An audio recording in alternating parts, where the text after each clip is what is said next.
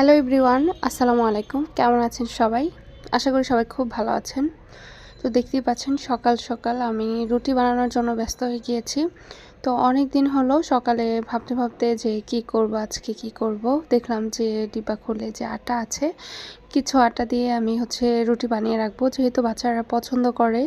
আর আমার বেশিরভাগ আমার ছোট ছেলেকে যদি আমি মুরগির ঝোল বা গরুর ঝোল দিয়ে রুটি দিই তাহলে কিন্তু ও খুব সুন্দর করে খেয়ে নেয়। আর যাই হোক, ওর কয়েকদিন ধরে শরীরটা একটু খারাপই, আর জ্বর এসেছিলো, এরপর থেকে রুচিটাও নষ্ট হয়ে গিয়েছে। ভাবলাম একটু রুটিটাই বানিয়ে নিই। তো সকাল সকাল যেহেতু খেতে দিব, তো ভাবলাম যে আজকে থেকে একটু ভিডিওটা অন করি। আর আজকের ডেইলি ব্লগ হিসেবে আজকে ব্লগটা শুরু করছি। আশা করি আজকের ব্লগটিও আপনাদের কাছে খুব ভালো লাগবে। তো অনেক দিন হলো রুটি বানানো হয় না, আমি কাই করে তারপর বানাতে বসে গিয়েছি। আর এই কাজটা কিন্তু আমি চুলার উপরেই করে নিচ্ছি, যেহেতু আমার রান্নাঘরে কিচেনে এক পাশে কিন্তু একদমই অন্ধকার, ও পাশে আমি একদমই আলো পাই না। তো সেই কারণে ভাবলাম যে জানলার পাশে আমি রুটিটা বানিয়ে নিই। আর রুটিটা দেখতেই পাচ্ছেন যে একদমই গোল হয়েছে। আমি কিন্তু আমার বিয়ের পরে একদমই রুটি বানাতে পারতাম না। তো আস্তে আস্তে এইভাবে ট্রাই করতে করতে কিন্তু শিখে গিয়েছি। আসলে কেউ কিন্তু প্রথম থেকে শিখে আসে না, মার পেট থেকে শিখে আসে না। অনেক স্ট্রাগল করতে করতে কিন্তু একটা কাজ শেখা যায়। তো সেই কাজটা হোক কঠিন বা সহজ, এটা আসলে নিজের কাছেই নির্ভর করে। যে কাজটা আপনি যে বেশি করবেন সেই কাজটা দেখবেন শিখে যেতে পারবেন, আর ওই কাজটা খুব সহজ লাগবে। আর যেটা পারবেন না সেটা অনেক কঠিন লাগবে। এটাই আসলে নিয়ম। যখন আমি পারতাম না তখন আমার মনে হতো যে রুটি বানাতে কত কষ্টের একটা কাজ। আর যখন থেকে শিখে গিয়েছি তখন থেকে মনে হয় যে আমি এটা সেটা করতেই থাকি। খাবার যেটা বলবে যে বলবে, তো তখনই আমি সাথে সাথে করে দেওয়ার ট্রাই করি। তো আমার রুটিগুলো কিন্তু একদমই সুন্দর করে ফুলছিল। তো একটা একটা করে আমি রুটি ভেজে নিচ্ছি, যেহেতু আমি সবাইকে দিয়ে দিব। তো অনেকে জানে না আমার বেবি কয়টা। তো আলহামদুলিল্লাহ আমার তিনটা বেবি। তো ওদেরকে বড় করেছি, তো অনেক কষ্ট করেছি। তারপর সব কিছু মিলিয়ে আসলে কষ্টের পর সুখ কিন্তু আসে, এটা সবার ক্ষেত্রেই হয়। আমি জানি না কার ক্ষেত্রে কেমন, এক একজনের এক এক ধরনের কষ্ট, ভালো লাগা বা আনন্দ। কষ্ট না থাকলে কিন্তু কখনোই সুখ আসে না, এটাই কিন্তু বাস্তব একটা ঘটনা। তো আমার মধ্যেও কিছু কষ্ট ছিল, কষ্ট থেকেই আজ সুখ। তো আলহামদুলিল্লাহ আল্লাহর কাছে। চলেন তাহলে আমার একটা কাহিনী বলা যাক। সেটা হচ্ছে আমার বড় ছেলেটার না, ছোট ছেলেটাও না, ছোট মেয়ে যখন আমার পেটে। বড় ছেলের কিন্তু প্রায় 19 বছরের ছোট আমার ছোট মেয়ে। তো ও আসার আগে আমি অনেক চেষ্টা করেছি যে আমি আর বেবি নেব না, কনসিভ না করলেও চলবে, যেহেতু আমার দুইটা ছেলে আছে। তারপরও ট্রাই করিনি। তারপর অনেক দিন পর আপনাদের ভাইয়ারও ইচ্ছা ছিল, যে একটা মেয়ের ইচ্ছা। তো সেই কারণেই কিন্তু আসলে নেওয়া হয়েছে। এরপরেও কিন্তু আমাদের একটা বেবি কিনে আনার কথা ছিল, যে বেবিটাকে কিনে নিয়ে আসবে। তো ওই মুহূর্তে আমি চিন্তা করলাম যে কিনে নিয়ে আসে যদি আমার একটা মেয়ে হয় তাহলে আমি নিয়ে নিই। তো এরপরেই হলো সিদ্ধান্ত নেওয়া যে আমি একটা বেবি নেব। তো ওই বেবিটা কনসিভ এসেছে ঠিক 19 বছর পর। তো যাই হোক, মেয়েটা আসার পর আলহামদুলিল্লাহ আপনাদের ভাইয়ার এত এত ভালোবাসা ছিল, এত আদর ছিল, মানে আসলে আমি এটা কখনোই কল্পনাও করতে পারিনি যে মেয়ে পেটে আসলে বা আমার বেবি পেটে আসলে এবার এত এত ভালোবাসবে বা এত আদর করবে। মানে সব ক্ষেত্রেই মানে অনেক অনেক কেয়ার করেছে আমাকে। তো মেয়ে যখন পেটে ছিল আমরা কিন্তু 5 মাস পর্যন্ত কিছুই জানতাম না। যখন 5 মাস হয়েছে, এর আগে কিন্তু আমরা সেন্ট মার্টিনে গিয়েছি, কক্সবাজারে গিয়েছি, তখনও কিন্তু আমরা জানতে পারিনি যে মেয়ে পেটে। তাহলে কিন্তু আমাকে আর নিয়ে যেত না আপনাদের ভাইয়া, যেহেতু আমার বড় ছেলে যাবে কাজিনদের সাথে। তো সেই কারণে আমিও কিন্তু গিয়েছিলাম, আমার হাজব্যান্ড, আমি, আমার ছেলে। তো যাই হোক, 5 মাসের আগেই ওখান থেকে ঘুরে আসি। তারপর এসে আমি চেক আপ করাই ডক্টরের কাছে। তো চেক আপ করানোর পরেই আমাকে বলে যে আমার মেয়ে বেবি হবে। তো আলহামদুলিল্লাহ এটা শোনার পরে এত কান্না করেছে আপনাদের ভাইয়া, আর আমরা সবাই কিন্তু কান্না করেছি। মানে মোটামুটি সবাই কিন্তু অনেক খুশি, যেহেতু 2 ছেলের পর একটা মাত্র মেয়ে হবে। তো এটা শোনার পরে কিন্তু সবাই অকুল হয়ে আসলে সময়গুলো পার করছিলাম। আর আমার হাসব্যান্ড তো একবারেই হচ্ছে বিশ্বাস করতে পারছিল না, এরপরে তিনবার আবারও আলট্রাসাউন্ড করেছে।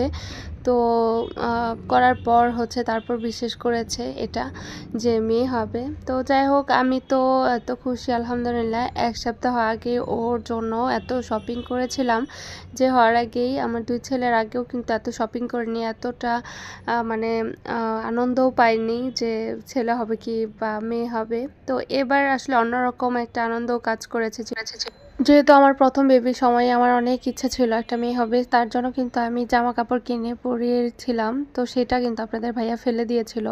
আমার কিন্তু মনটা তখনই অনেক খারাপ হয়েছিল। আর যখনই আমি শপিংয়ে যেতাম তখনই কিন্তু আমার মনে হতো যে একটা মেয়ে হলে আমার খুব ভালো হতো। আমি একটা মেয়েকে কত সুন্দর করে সাজাতাম, ড্রেস পরাতাম। আর সব সময় আমি কিন্তু ড্রেস দেখতাম, এটা আমার একটা মানে হ্যাবিট ছিল। মানে ভালোই বলতে গেলে, কারণ আলহামদুলিল্লাহ আল্লাহ পাক আমাকে একটা মেয়ে দিয়েছেন। তো শুকর আলহামদুলিল্লাহ, আল্লাহর কাছে লাখো শুকরিয়া আদার করি সব সময়, যেন আল্লাহ পাকের কাছে আমিও খুশি থাকি, আল্লাহ পাকের যেন আমার প্রতি খুশি থাকেন। তো যাই হোক, মেয়ে হওয়ার খুশিতে কিন্তু আমরা সবাই অনেক অনেক খুশি ছিলাম। অনেকেই ছিল যে মেয়ে যেন না হয়, ছেলেই যেন হয়। যারা আসলে সত্যি করতে চায়, যারা আসলে খারাপ ভাবে যে আসলে পরিপূর্ণ সংসার যেন না হয়, তো তাদের কথা আর কি নাই বলি, তো নেগেটিভ নাই বলি। তো যারা পজিটিভ ভেবেছে তারা অনেকে দোয়া করেছেন আমার জন্য। তো সেই জন্য কিন্তু আসলে ভালোও লেগেছে, এই জন্য আমিও কারোর কাছে বলিনি, হাইড করেছি। তো ওই দিন হচ্ছে বিকেল দিকে একটু বের হয়েছি। তো বের হলেই আমার আবার 300 ফিটে আসার পরেই একটু মিষ্টি খেতে হয় আপনাদের ভাইয়া, এটা কিন্তু বুঝে গিয়েছে অলরেডি, কারণ হচ্ছে আমাদের বিয়ে কিন্তু অনেক দিন হয়ে গিয়েছে। সেটাও এক সময় আপনাদেরকে বলবো, গত বছর হলো। তো এখানে আসলে আমাকে মালাই চা, তারপর মিষ্টি এগুলো খাওয়াবেই। আর এখানে যে ভাইরাল রাস্তাগুলো ভাই দেখলে কেমন যে লাগে, মানে মানুষ টিকটক করতে করতে পাগল হয়ে যাচ্ছে, মানে রাস্তায় দাঁড়ানো সম্ভবই হয় না একদমই। মানে আমরা কখনোই নামি না এই ভিড়ের মধ্যে, এখানে সব ধরনের লোকজন এখানে আড্ডাবাজি দেয়। তো সেই কারণে আসলে বের হয়ে যাই। আর মেয়েকে বাইরে নিয়ে আসলে পার্ক করে, সেই কারণে আমরা চলে এলাম হচ্ছে যমুনা ফিউচার পার্কে।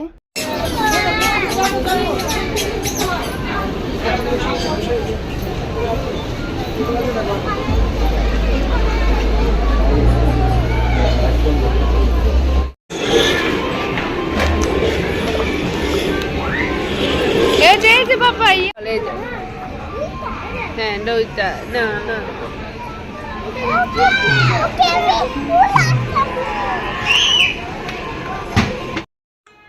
মেয়েকে নিয়ে যখনই বাইরে আসি মনে হয় যে একটা সঙ্গী পেয়েছি আলহামদুলিল্লাহ। তো মনে হয় যে একটা বান্ধবীর মতো কাজ করে, ও আমার মতো মানে চলতে পছন্দ করে, আর কারোর সাথে এইভাবে চলে না। আমার কাছে খুবই ভালো লাগে।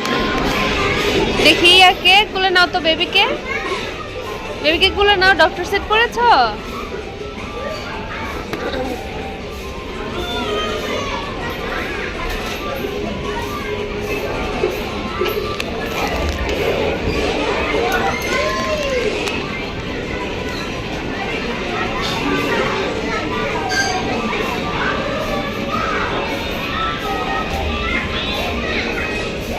এগুলো লাগাতে পারবে? এগুলো পাজেল লাগাবে?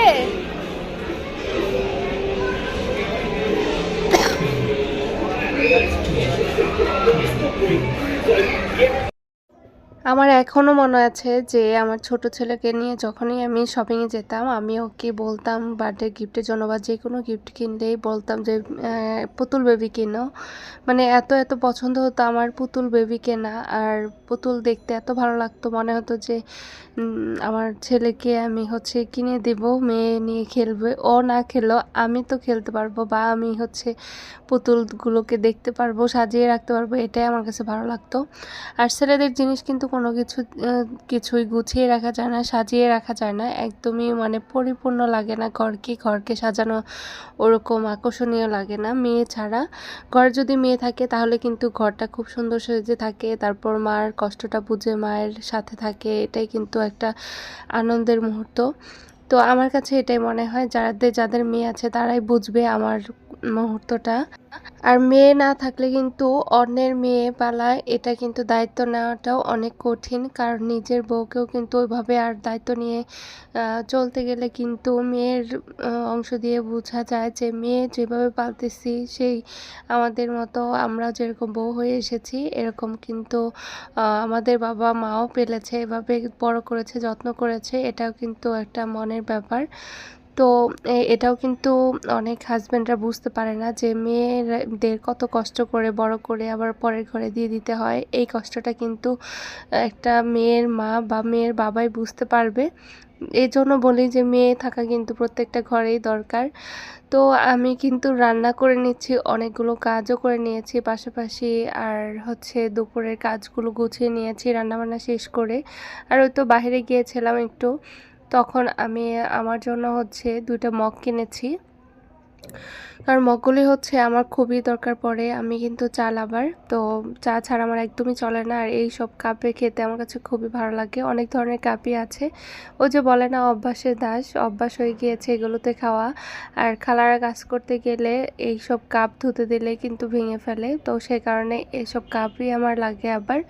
তো আমি চাই যে আমি নিজে ওয়াশ করে ধুয়ে রাখতে এগুলোকে। আর আমি অন্যান্য কাপে আমি খেতে পারি না ওইভাবে, যেগুলো ভারী। আর এইগুলো কিন্তু অনেক পাতলা, এগুলোতে খেলেও কিন্তু শান্তি লাগে, মানে ধরতেও আরাম। কোনো চাটা ভরলে কিন্তু একদমই পাতলা থাকে কাপটা, মনেই হয় না যে কোনো চা ভরেছি আমি। তো অনেক কথাই বলে ফেলাম আজকে। তো যদি ভালো লাগে কোনো অংশে আমার ভিডিওটি, তাহলে কিন্তু লাইক করতে পারেন আর সাবস্ক্রাইব করে আমার ভিডিওটি সাথে থাকতে পারেন। আর যারাই মেয়ের মা হয়েছে তারাই বুঝতে পারে যে মেয়ের জন্য কত কিছু লাগে, নিজের জন্য না কিনে সব কিছু মেয়ের জন্য কিনতে ইচ্ছে করে। যতবার বাইরে যাই ততবারই কিন্তু মেয়ের জন্য জিনিস কিনি। এদিক থেকে কিন্তু আমার রান্না বান্নাও শেষ হয়ে গিয়েছে, মাছ ভাজি, তারপর লাল শাক ভাজি, তার সাথে একটা কারি করেছি। তো এরপর ভাতটাও কিন্তু হয়ে গিয়েছে। আর আমার রান্না বান্না কিন্তু অনেক তাড়াতাড়ি করে ফেলি, যাতে করে আমার ছেলের বাচ্চারা ঘুমায়, ওই টাইমে আমার রান্না শেষ করতে হয়। স্কুল থেকে এসে দেখে যে আমি সব কিছু কমপ্লিট করে নামাজ টামাজ পড়ে বসে আছি, আর ওদিকে 2 ভাই বোন মিলে খেলা করছিল। আর শান্ত স্কুল থেকে একটু এসে হচ্ছে একটু গেম নিয়ে বসেছে, যেহেতু টাইম পায় না ওরকম। স্কুল খোলার পর থেকে কিন্তু ওর পড়াশোনার চাপ বেড়ে গিয়েছে, আর কোচিং তারপর প্রাইভেট পড়া নিয়ে একটু টেনশনে আছি। তো যেহেতু বড়জনের পড়াশোনা একটু কম এখন, তো ও হচ্ছে একটু ফ্রি টাইম পাচ্ছে এখন, তো ছোটোটাকে একটু সময় দিতে পারছে। আর ছোট ছেলেটাকে কিন্তু আবারও সময় দিতে হচ্ছে আমার। তো অনেক দিন হলো যে জিরার গুঁড়া নেই আমার ঘরে, তো এই জিরার গুঁড়া করার জন্য এই গ্রাইন্ডারটাই আমি কিনেছি। তো গ্রাইন্ডারটা খুবই সুন্দর, হেল্পফুল মনে হলো। আর এই গ্রাইন্ডারে খুবই সুন্দরভাবে জিরা গুঁড়া তারপর গরম মশলার গুঁড়া করা যায়, খুব ভালোভাবে গুঁড়া হয়। আর এগুলো কিন্তু একদমই মিহি হয়ে গিয়েছে। আর একদম যদি বক্স ভরে করে রাখি তাহলে কিন্তু আমার অনেক দিন চলে যায়। একদম বক্স ডিব্বা ভরে রাখলাম আমি, এটা প্রায় 1 থেকে 1.5 মাস চলে যাবে। বাচ্চাদের স্কুল খুলে গেলে কিন্তু অনেক ধরনের জিনিস লাগে, আর টিফিন বাটি বা ফ্লাস্কেরও প্রয়োজন ছিল। একটু এই বাটিগুলো দেখে আসলাম বাচ্চাদের জন্য, তো ওখান থেকে কিছু টিফিন বাটি তারপর ফ্লাস্ক কিনে নিয়ে এসেছি। আর সন্ধ্যার পরে কিন্তু সবারই ক্ষুধা লেগে যায়, তো সন্ধ্যার পরে পিৎজা অর্ডার করা হয়েছে। মাঝে মধ্যে কিন্তু এরকম পিৎজা অর্ডার করা হয়, পিৎজাটা খেতে খুবই মজা লাগে আমাদের কাছে, খুবই মজা। মানে এটা মনে পড়লেই এই পিৎজাটা অর্ডার করি বা সাব অর্ডার করি বা বাসায় কিছু বানাই। তো বাচ্চারা কিন্তু একদমই টুকটাক কিছু খেতে চায় না, একদম ভারী খাবার একটু খেতে চায়। এরপর রাতে ডিনারে হচ্ছে অল্প একটু ভাত খায়, না হলে না খায়, মানে এরকম অবস্থা আর কি। তারপরে আমি ভাতটা রাখি যদি কেউ খেতে চায় এই জন্য। আর এর পরের দিন সকালবেলা কি নাস্তা করব খুঁজতে খুঁজতে দেখলাম ব্রেড আছে ঘরে। ব্রেডটাকে একটু আমি হচ্ছে স্যান্ডউইচ মেকারে দিয়ে দিলাম, আর এটা একটু গরম করে ভিতরে হচ্ছে বাটার দিয়ে আমি এটা গরম করে নিব, এটা দিয়ে চা দিয়ে খাওয়ার জন্য। তো আর আমাদের ঘরের তেমন একটা সকালে খাওয়ার কোনো প্যারা নেই, একজন এক একটা খেয়ে ফেলে, ওইভাবে আমাদের মানে ধরাবাঁধা কোনো খাবারই খাওয়া হয় না। তো বাচ্চাদেরকে হয়তোবা স্যান্ডউইচ তৈরি করে দিব, আর ওর পাপা হচ্ছে জেলি দিয়ে ব্রেড খেয়ে ফেলবে। আর আমিও হচ্ছে মাঝে মধ্যে এক এক সময় এক একটা খেয়ে ফেলি। তো যাই হোক, আজকের ভিডিওটি পুরোটা জুড়ে যারা ছিলেন তাদেরকে অসংখ্য অসংখ্য ধন্যবাদ। সবাই ভালো থাকবেন, সুস্থ থাকবেন। আল্লাহ হাফিজ সবাইকে।